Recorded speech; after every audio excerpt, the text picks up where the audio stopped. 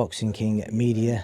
We're out here in Newcastle with Sam Jones, who's. I was just speaking to Ben Davis, and you're probably almost as busy as him, if not busier, actually, when it comes to fighters and a stable. He's got a crazy stable of fighters, and you've got a crazy stable of fighters here. I actually can't even think. How many fighters have you got on this card?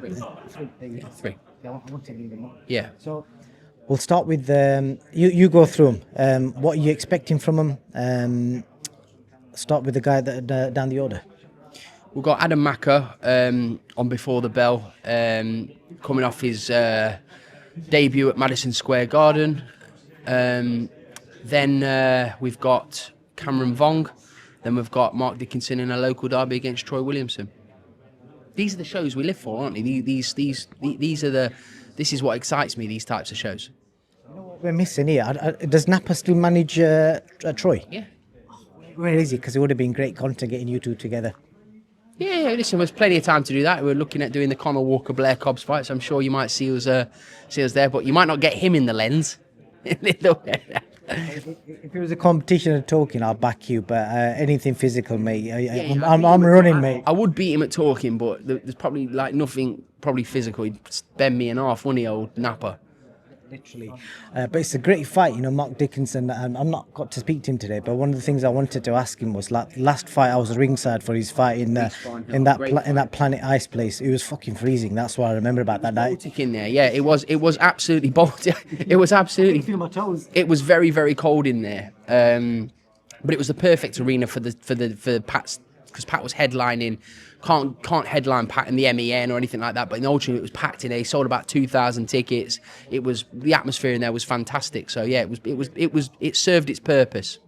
How much did that fight take out of Mark? That's the question for you, because that was brutal.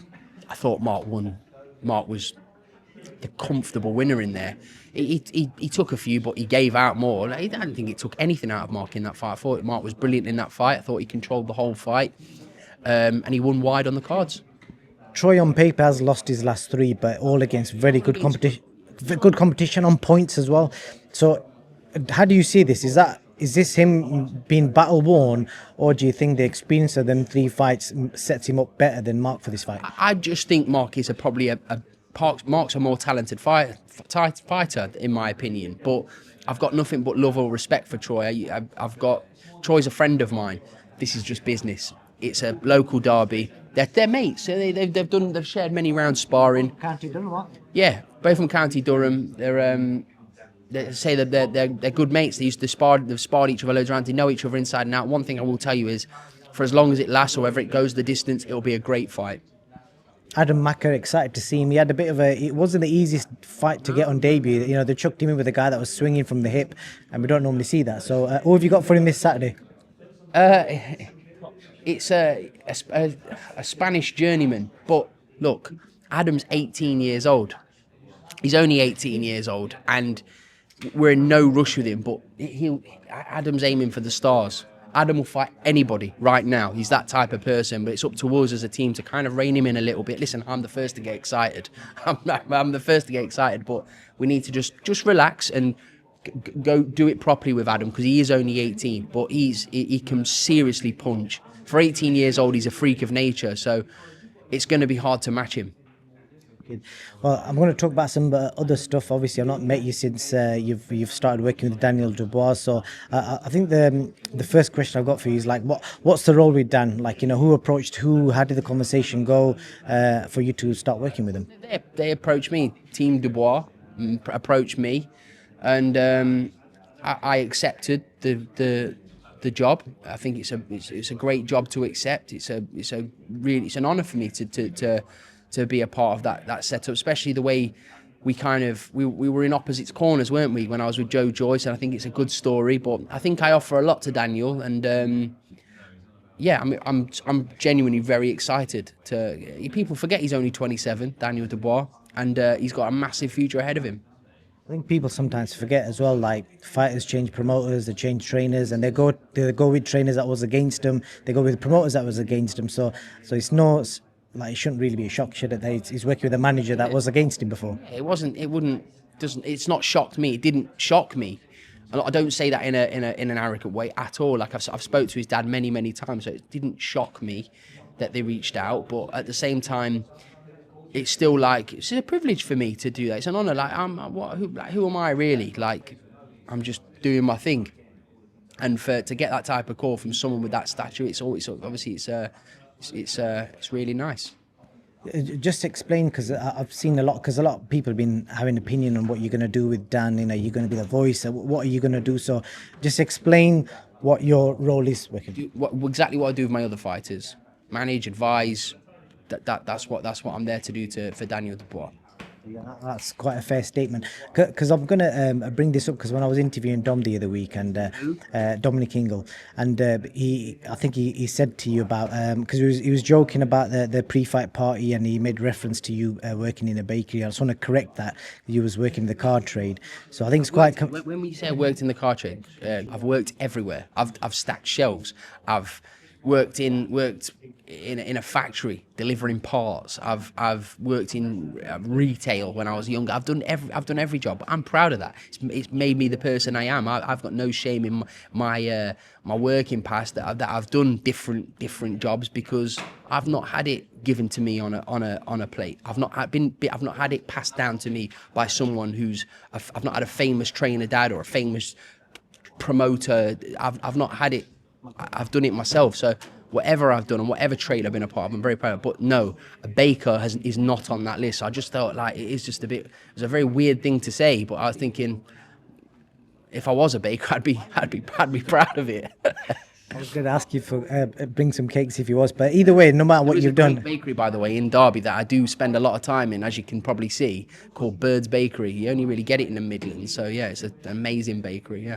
Shout out Bird's Bakery, but I think it's got to be commendable, because obviously you get people online, you know, people comment about what you do, what you don't do, but you got to be doing something right if you're working with that many big names and some of the hottest talent in the UK. Opinions are great. I'm sorry to interrupt there, but opinions are like I don't mind opinions as long as when you come at somebody, they're factual.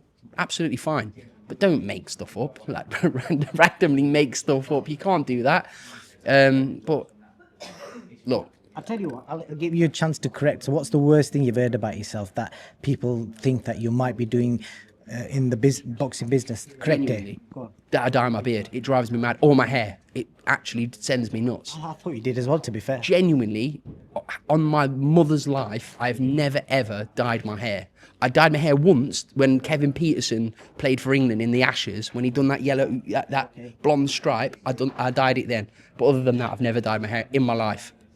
No other cosmetic surgery? Look, you can see it.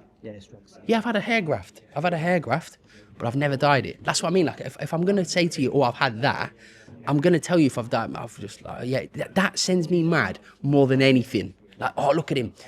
Beard rubbing, beard colouring. I'm like, mate, I've just got dark hair. Okay, here's a question, Phil. If it does turn grey, are you going to... No, absolutely not. I actually enjoy seeing some of the greys coming through, just so people can see that I don't dye my beard. Drives me nuts, honestly. Every comment, oh, Sam's on the beard dye. Yeah.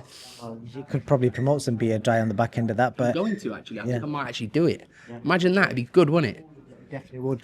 But yeah, like I said to you, you've got to be doing something right. And obviously you've just signed up another kid, from Slough, another hotbed of boxing right now. So I've lost count of how many fighters you've got. There were 1,000 people there, the other day. 1,000. I know you say they were there for free food, but I'm telling you now, there was 1,000 people there making loads of noise. There was Adam Mazin there, Hamza Shiraz's dad. There was Shabazz Masood. It was packed in there. And as I say, if we all did that, if every massive shout out to his dad, Ali Ahmed. He's done a great job for his son there. What a lift off that is to kind of announce your debut and you as a professional. That is an amazing way to do it. Can I ask you about a fighter you might have missed out on? Because there's a lot of good fighters that you've got, but there might be some that you spoke to and they went somewhere else. Name drop me one that you got in about not getting. I wanted to sign Ben Whittaker. How close were you? I don't know, because everybody was in for him. But as I say, he's the only person I've actually gone for dinner with, and not signed. Like, that's the truth. Honestly, that is the truth. Like, we went for dinner. He ran up a huge bill in San Carlo. Birmingham City Centre. I've been there. Yeah. Birmingham City Centre. That's the best one. On the hill. Yeah, on the hill, exactly. And we tried there. But look, there's nothing to hide with me. I tried to sign Ben Whittaker. I aggressively tried to sign Ben Whittaker, but he went to 258 and he's on his own journey. And look, he's a household name, so he's done amazing, Ben. So Ben Whittaker done Sam Jones's legs in for a free San Carlo dinner. Yeah, he owes me for the bill. How much was it? I don't know. It weren't too bad, to be fair. It weren't too bad. What else can I ask you about? Who do you think AJ should fight next? You're asking all the questions who have you missed out on? Those these personal questions, but I spoke to you for a while. I don't hide nothing, man. That's the truth. The truth is the truth, isn't it? I'd like to think that my conversion rate is very, very good, because I believe that I deliver. I deliver for everyone I work with, and I'll give you my all. What was you saying then? What was the next question? Who should AJ fight now that Jake Paul story's evaporated? Dubois, rematch. Daniel Dubois. Yeah, no, but you're asking me who I would like him to fight. I would like him to fight Daniel Dubois because it's a great fight. Yeah, but it is. It's a great fight, and he won his lick back. But if I was managing Anthony Joshua, I would fight somebody. I don't know, Pulev, somebody like that.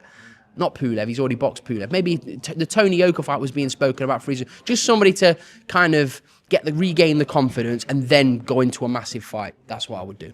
And then I want to end with Daniel Dubois. So what's the delay in him announcing who officially is his trainer? I know the rumours are Tony. But yeah, it's rumours, Tony. But listen, it's up to Daniel to announce. People forget this, right? They think his dad's just telling him exactly. Daniel just said, what's the point? There's no need to announce anything just yet because nothing's set in stone. Daniel will announce his new trainer when Daniel wants to announce his new trainer. And just to create any myths, because it was Daniel's decision, and I know that personally. Just to confirm, you had nothing to do with it. Just to let him know there, because there's people out there thinking that you went in and you did it. If that was the case, I would tell you it was that's the case.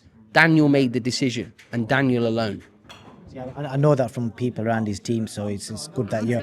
I would tell you. You've just asked me about beard dyes and who I've missed out on. I would tell you if I thought that as an opinion, I would tell you. But it was Daniel's decision, and it was a hard decision as well because Don's a good man, good honest man, good trainer, done a great job. Daniel felt that he needed a change, and that's what he's done. He's a grown ass man.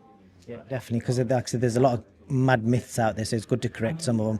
Last one. It doesn't matter about the myths anyway. If I would have told you now that it wasn't me, people are going to still say yes, it was. It's up to them. People can talk all they want, can't they? But we know the truth. But as I've learned recently, when people are spreading lies about you, sometimes it's good to speak up, otherwise people end up believing the lies. That's the best advice I'll give you today. And the last thing, if I name you 3 opponents for Daniel Dubois, if he's going to fight in December, out of these 3, who would you think is realistic? Hrgovic, Chisora, AJ? None of them. Already beat Hrgovic. AJ, you have just said he ain't going to do that. And Chisora, no, he won't fight Daniel Dubois. Is he fighting this year, Dan? Hopefully, but if not, it'll be very early part of 26. That's it really, unless you got any new signings or anything like that? No new signings, just working on some good fights. Got some working on a great fight for Jack Cattrall, Conor Walker, Cameron Vong. We're looking to try and do the rematch with Gavin Gwynn. That's going to be a great fight. I just want to make really good fights. That's what I'm involved in boxing for. That's what gets me excited. So, yeah. A quick one on that, because I was going to ask Gavin this, not Gavin, sorry, Cameron. So when you're pitching to Turkey to get that fight on that undercard, I'm guessing loads of promoters are going to him saying, I want to put this fight. Is it like a battle? What do you say in the corner to get that on? No. So I'm not pitching directly to Turkey. So let me make that clear. I'm not. Out of respect, Eddie's Cameron's promoter. So that's Eddie's job. It's Eddie's job to Eddie, if you're listening, do it properly. No, it's Eddie's job to do it. We've accepted all those fights. So Cameron against Gavin Gwynn, Conor Walker against Pat McCormack or Blair Cobbs, and Jack against Echo Esserman. And which ones have I missed there? Which ones have I said there? Cameron against Gavin Gwynn, Conor Walker against Blair Cobbs and Pat McCormack. I've accepted all those fights. So hopefully all 3 of them will end up on the card. But if they don't, they don't. But let's see. I keep wanting to end this, but I've just remembered another thing. Because this is your problem, because you've got too many fighters. So Jack Cattrall announced yesterday changing trainers. Where's he going and why is he leaving?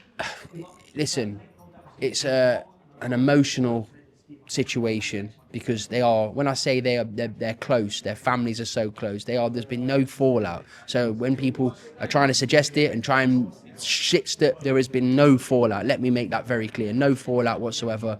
Jack has just made a decision for himself that he needs to take himself away out of his comfort zone, and news will be dropping soon on Jack's new training situation and fight news. But shout out to Jamie Moore and Nigel Travis, two really great men, brilliant trainers who I work very close with a lot of fighters, and long may that relationship continue. Sammy and Adam, when they at next? Adam, hopefully October. Sammy, hopefully October, November. I think that's it. I'm going to end it before I start thinking of other fighters. But yeah, Sam, appreciate that big update. Thank you very much.